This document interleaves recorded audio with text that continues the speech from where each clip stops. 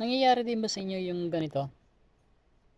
Yung pag naulan, yung patak ng tubig ng ulan, umiiwan o bumabakat sa ano sa visor ng helmet, lalo na pag mumurahin yung helmet.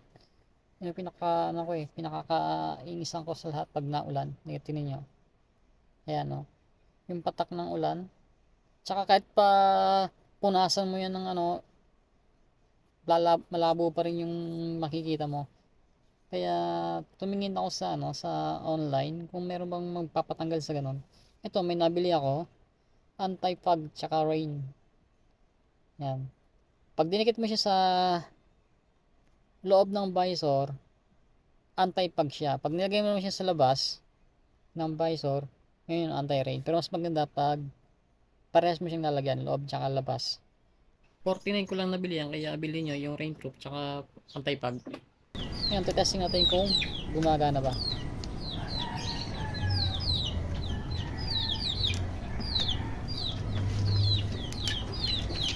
Ngayon,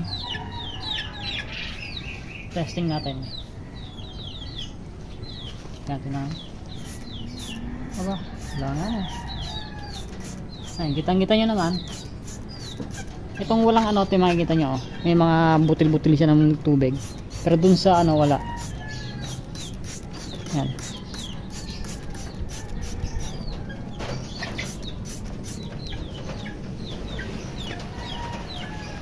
I-focus mo na. Ayun o, kitang-kita nyo, wala. Ito yung hinaharap ko kaya lang. Pagkikita nyo sa ipasok ko sa loob. Kanina spray mo siya. Walang lumalabas na yan.